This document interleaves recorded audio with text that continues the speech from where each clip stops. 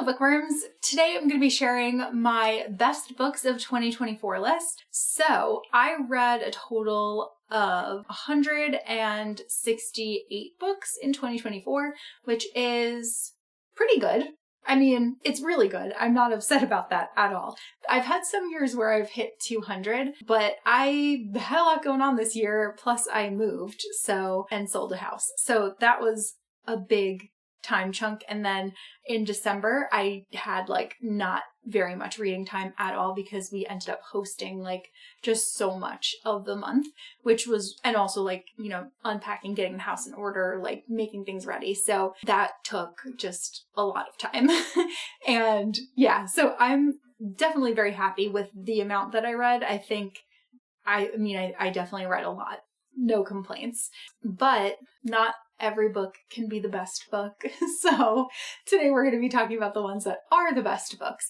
So I decided to divide this list into sections. I'm going to talk about my best books by genre, and I actually ranked them, which was not the easiest when it comes to fantasy. I mean, in some aspects it was, but in some others it was hard. But the first I'm going to talk about science fiction and fantasy, then I'm going to move into romance, I'm going to talk about thrillers, and then I'm going to end with nonfiction. So we'll get started. I'm hoping that this won't be a super long video since you've heard me talk in depth about these in wrap-ups throughout the year. So we'll just go ahead and get started. So starting with SFF, I'm going to start at number 10 and then end with number 1, my favorite SFF book of the year. So number 10 on my list is The Prisoner's Throne by Holly Black.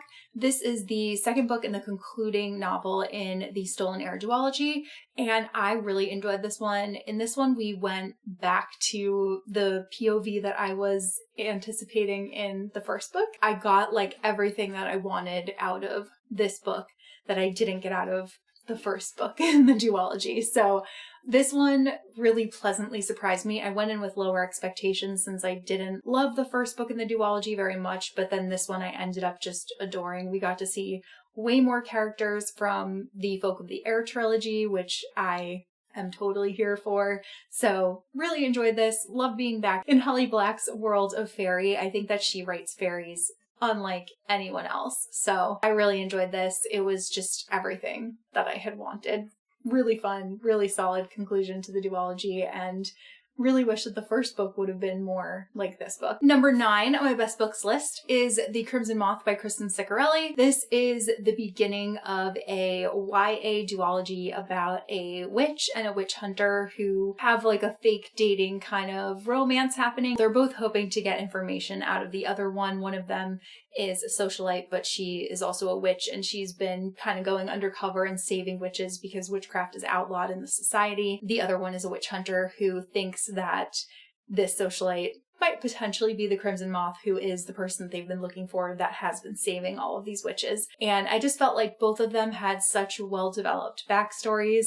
I really enjoyed the world that it was set in. I thought that the banter between the two of them was so much fun. I just had such a blast reading this book. I thought the magic was really interesting. Everything about it just really, really adored, and I'm so excited for the concluding novel, which is coming out in February. Number 8 on my list is Masters of Death by Olivia Blake. This is a really fun standalone fantasy novel. It is very similar to Good Omens. There's a lot of humor in it, and we're following Viola, who is a struggling real estate agent and a vampire, and she's trying to sell this house, but the house is haunted. There's a ghost that's there, so she ends up calling this guy to come and exorcise the ghost because she can't really sell it until the ghost is gone.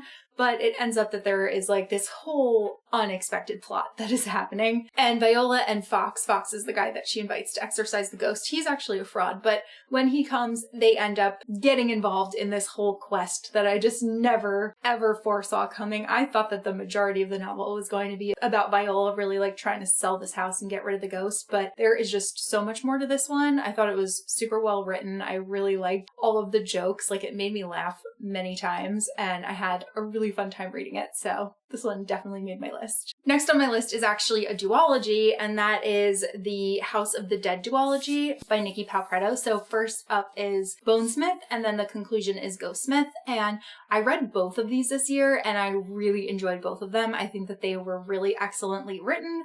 I really liked the world. I really liked the concept. We're following a character who is a bonesmith. So she is essentially like a ghost hunter. She's called a Valkyr, and she's training to be a Valkyr. And she's trying to impress her father, who is the head of the House of Bone. Something happens, kind of thwarts some of her plans, and she feels like she needs to prove herself. And then the prince actually gets kidnapped, so she goes out on her own in order to prove her worth and impress her father, and they get embroiled in like a whole scheme of things that has been happening behind the scenes in their kingdom. And there's like necromancy, and it was honestly just a blast. Like, I really enjoyed it. These were really atmospheric. I would absolutely reread this duology. I'm glad that I got to read them like kind of close together, so I remembered everything that was happening.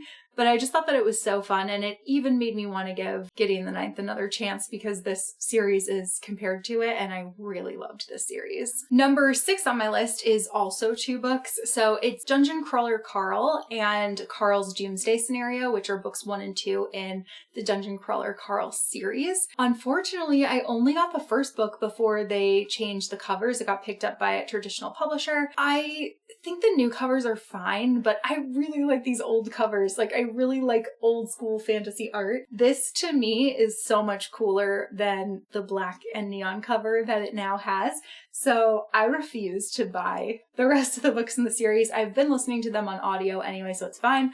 I'm holding out hope that like the Broken Binding will do a special edition of them at some point, because I will absolutely buy them, especially if it has art that is more similar to this. But this series is so much fun. We're following a guy named Carl and his ex-girlfriend's cat, Princess Donut, and they're basically dungeon crawling. And what's happened is that the world has essentially got taken over by aliens, and the aliens like put all of these people in this dungeon. It's like a reality show for them, essentially. So they have to fight their way out, and whoever can kill people in like the most entertaining way will get, you know, more achievements and more airtime on their talk show that they have. And it's just so funny and really good. Like, the end of the second book was so good. I'm so excited to listen to the next audiobook. Andrew and I finished listening to the second one literally on New Year's Eve. So I got it in like right in the nick of time before 2025. And I was like,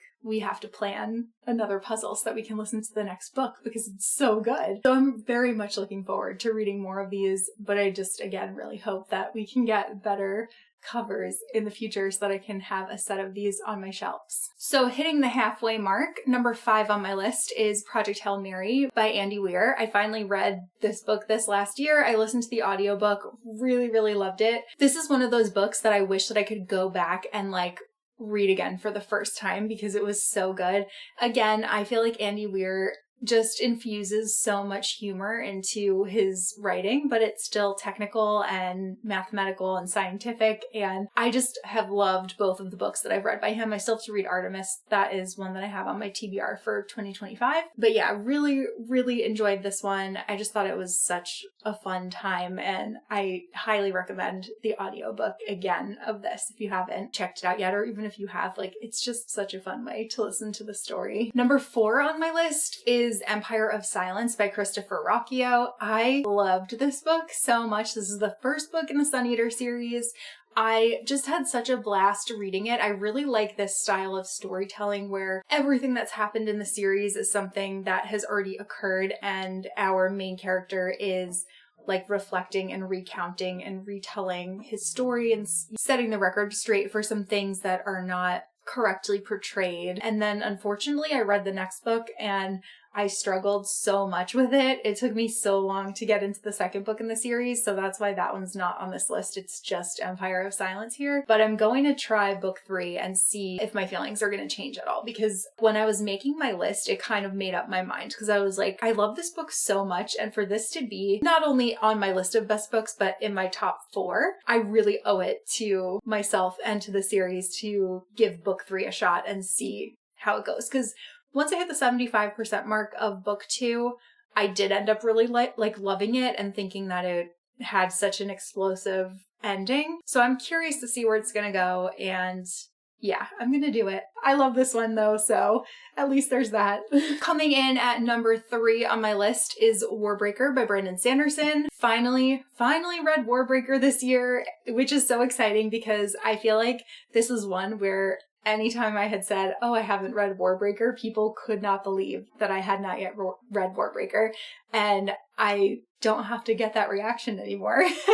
And I understand why this book was so good. I really, really thoroughly enjoyed this one. I thought the magic system was really interesting. I really liked the main characters, like the two sisters that we're following, Ciri and Vivi. I think that they both had such compelling stories. And then I absolutely loved Lightsong. I loved learning everything that was going on with the gods in this world. I loved Denth. I thought he was so much fun. I also really liked Vasher. And of course, Nightblood. So this was just such a fun book. And like the whole time I was reading it, I was like, I really wish I would have read this before Words of Radiance. But oh well. Can't change the past. I'm glad that I read it now and I can see those connections that I missed out on the first time around. And I just had such a blast reading this book. I really, really loved it. Following that, number 2 on my list is Mad Ship by Robin Hobb. I loved this book so much. It was definitely my favorite of the 3 in the trilogy. I feel like things really got going in the story. This is a very nautical adventure. I loved everything with the live ships. I loved all the politics between the trading families. There were characters that I hated in the beginning and loved at the end. There were characters that I hated the whole way through. And I feel like everyone went on such like a meaningful character journey and arc. And there was so much growth over the course of these 3 books.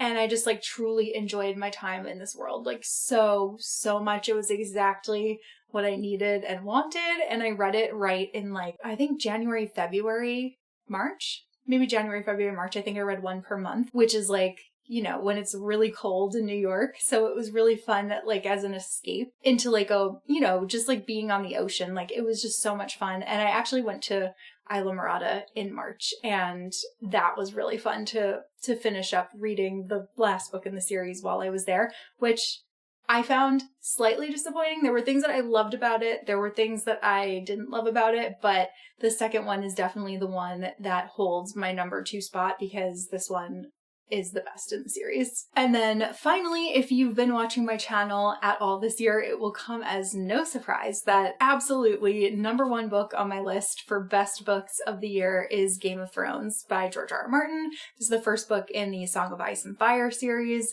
and I just loved every word of this book. It was so good. Like, it was everything that I wanted and more. I love some of these characters so much. I'm so excited to continue reading in this world. I've been like so looking forward to it, but I've also been like not wanting to rush through it. I really want to like spend time in it and like take time between books so that it doesn't end for me and I'm not in that limbo waiting for the next book in the series like other people. Like I am planning on reading what's out by the end of the year, but I just love it. Like, I just love it. It's so good. Who knew? Who knew Game of Thrones was this good? It was so funny. Like, while I was reading it, I kept telling Andrew, like, Game of Thrones is amazing. And he's like, yeah, everyone knows that. I'm like, no, but it's like really good. And it is. He's never read it. It just, obviously everyone in the world knows Game of Thrones because of the HBO show, but really this book was just, I mean, I had in the past watched the first season of the show. The book was just so much better. I can't wait to read more. Okay, so those were my best sci-fi and fantasy books. Now I'm going to move on to my best romance reads of the year. I'm only going to talk about my top 5. Okay, I'm going to try to go through these faster, which I always say and then I fail at, but I'm really going to try. So coming in at number 5 for romance for me is actually a YA contemporary romance, and that's Dungeons and Drama by Christy Boyce. We are following a female character who is super into musical theater, and she breaks a big rule in the beginning of the book, and her punishment is being forced to work at the board game store that her dad runs. And while she's there, she ends up becoming friends with a guy that goes to her school that she really never talked to before, and he works at the board game store, and he also runs the D&D group there, and she ends up getting involved in D&D with him, and it's just so much fun. It like combines my love of musical theater, of board games, of D&D. Like it just checked so many boxes for me, and it was so much fun, like so heartwarming, just such a feel-good, wonderful novel. Really enjoyed it from start to finish. And yeah, it was just so, I just love the cover so much too. Like I also love seeing like all of the board game Easter eggs on the cover. Like that's obviously Ticket to Ride, and we've got Azul down there. I feel like Catan is on here. There's Catan over here, Codenames. Like so many games that I love. It just so much fun. Really, really love this book. Number 4 for me was Business Casual by B.K. Borison. This is the final book, the conclusion to the Love Light Farm series. I'm so sad that the series is over because I'm so obsessed with the town of Inglewild. I love all of the residents. I think it is just the cutest place in the world. I wish that I could go and visit there. In this one, we're following Nova, who is opening a tattoo studio, and Charlie, who is, I can't remember if he's like a banker or a lawyer, but he has some kind of like big time job in the city, but he offers to come and run Love Light Farms for a little while so that 2 other people can take a little trip together. And it's so heartwarming, so cute. I love the foam tree. I love everything about this. I want to go to that Christmas tree farm. I want to eat Layla's baked goods. I want to see Beckett's many pets. And it just, I love it so much. So yeah, definitely number 4 for me, but bittersweet because this was the end. Number 3 for me is Love on the Brain by Ali Hazelwood. I finally read this one. I spent a lot of the year trying to kind of catch up on some of my Ali Hazelwood reads that I hadn't gotten to.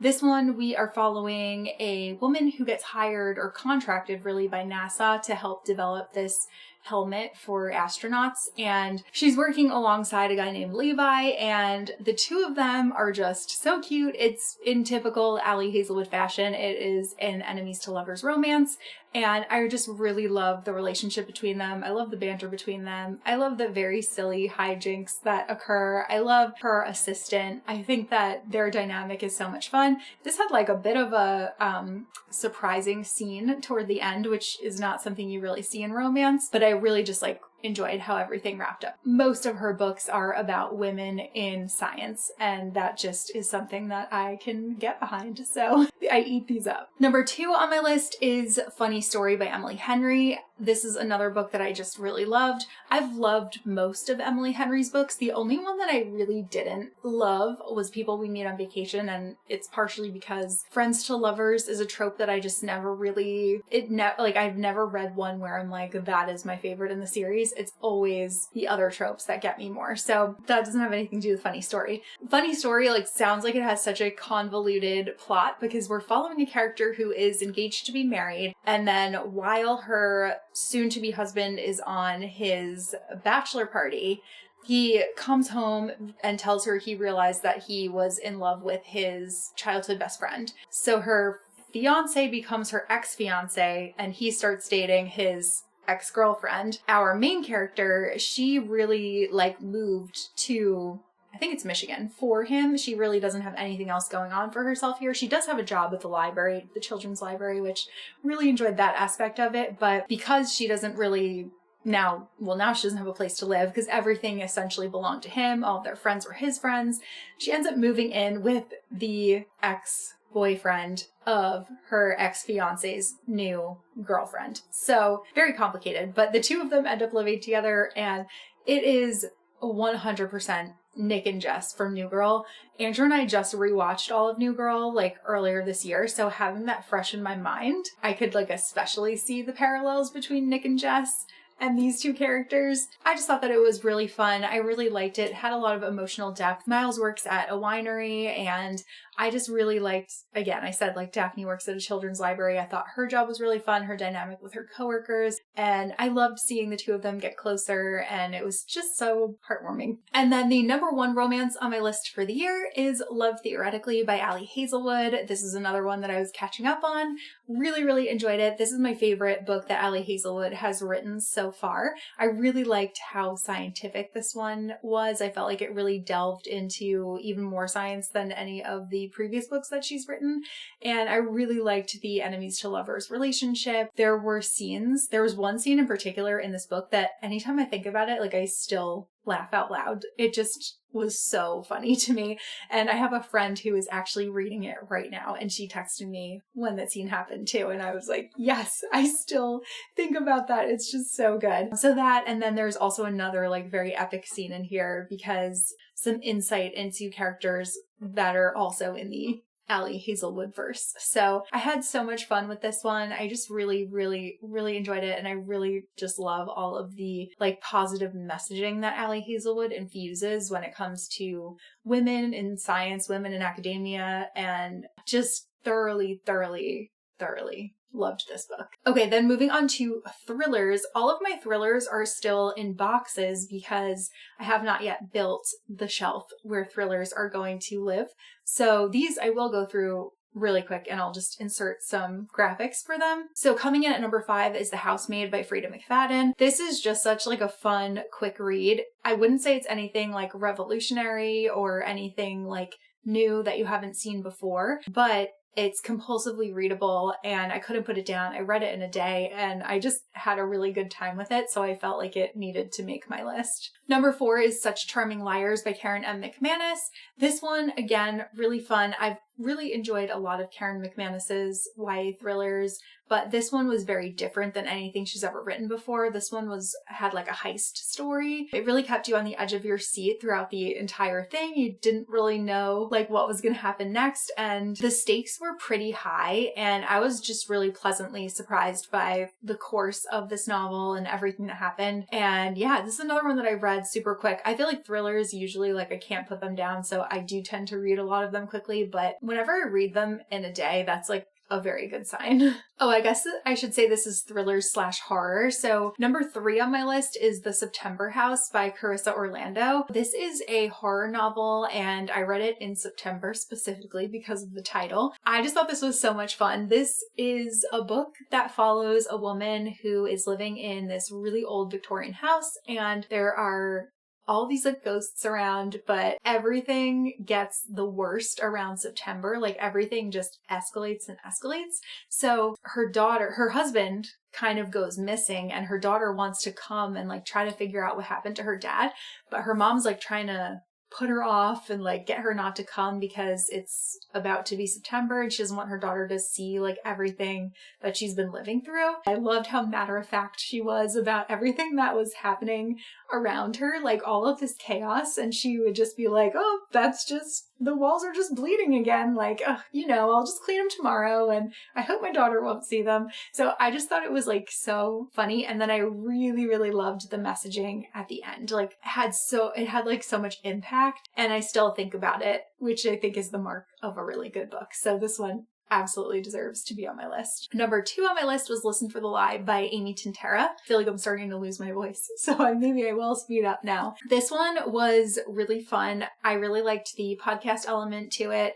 I did not listen to this one on audio, though I've heard from people that that is a good way to consume the story because, podcasting always comes across well in audiobooks, but we're following a girl who everyone thinks killed her best friend, and she doesn't remember anything from that night. So she's like not even 100% sure if she killed her or not. She's, moved out of town, changed her name, gotten a new life. All of this was before the internet happened. So she really managed to kind of stay under the radar until this podcaster decides to go back to her town to try to figure out exactly what happened to her friend.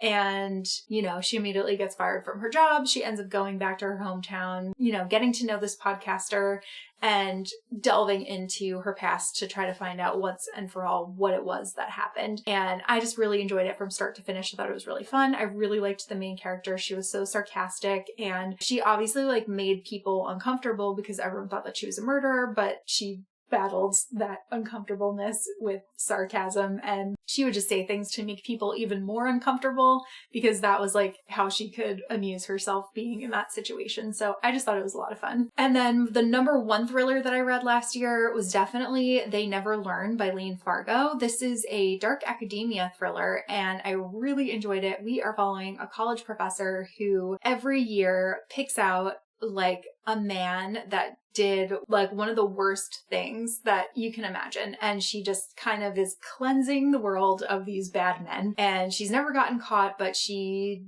makes like a bit of a mistake. And now people are starting to, you know, be on her trail. And I really enjoyed it. Really liked seeing the female serial killer perspective. It's, I would say, I mean, not like totally different because I do feel like that is more prevalent now where there are more stories where women are the killer. But in this capacity, it was a lot of fun. And she was obviously like a super intelligent woman. She was a professor at college. And yeah, I just really enjoyed it. We get dual perspectives. We're also following the perspective of a student. And I just really enjoyed the way that everything came together. It felt like it was really well written. And yeah, so good. And then the two nonfiction books on my list, they're also not next to me, so I'll just insert graphics for those two. But number 2 was Be Ready When the Luck Happens by Ina Garten. I loved this book so much. I really was not expecting this to be such an excellent memoir, but I had so much fun listening to it. Ina Garten is the Barefoot Contessa. She is, if you're unfamiliar with her, she's basically like a Martha Stewart type person, but she had like a really interesting history. She actually worked at the White House for a long time, but she realized that she was unhappy in her job and she saw an ad, I think it was like in the paper, for a little tiny shop in the Hamptons called Barefoot Contessa, and she ended up going and checking out the shop, fell in love with it, decided to quit her corporate job in the White House and run this little store in the Hamptons, and she just really grew her business from the bottom up. She has so many cookbooks, she has a TV show, she's done a segment with Taylor Swift, and she's just a lovely person. And a lot of this book, in addition to talking about all of those things, talked very heavily about her relationship with her husband, Jeffrey, and they met like very early on in life, and they are clearly still very much in love based on her retelling of their relationship. So it was just super heartwarming and I really enjoyed it. I really liked her voice too. I listened to this one on audio and I was like excited every time that it was time to like cook or do dishes so that I could, you know, spend some time with Ina Garten. So yeah, totally unexpected, but definitely a favorite for me. And then number 1 on my nonfiction list is Heartbreak is the National Anthem by Rob Sheffield. This is Rob Sheffield's book about Taylor Swift. It goes back and chronicles Taylor Swift's career from the beginning, from her debut self-titled album all the way through Tortured Poets. So it's pretty recent. We get so much information, so much insight into her past, and I love listening to it all through Rob Sheffield's eyes. I think that he makes really like poignant observations about Taylor. I like a lot of the things that he mentioned are things that I like about her, but he says them way more articulately than I ever could manage. So I honestly wish that this book was so much longer because I just loved it and I would absolutely listen to it again. Those are all of the books on my best books of 2024 list. I had a really good reading year, as I mentioned. I'm hoping to have an even better reading year in 2025, but let me know what some of your best books were, and that is all that I have for this video, so I will see you guys soon in a new one. Bye!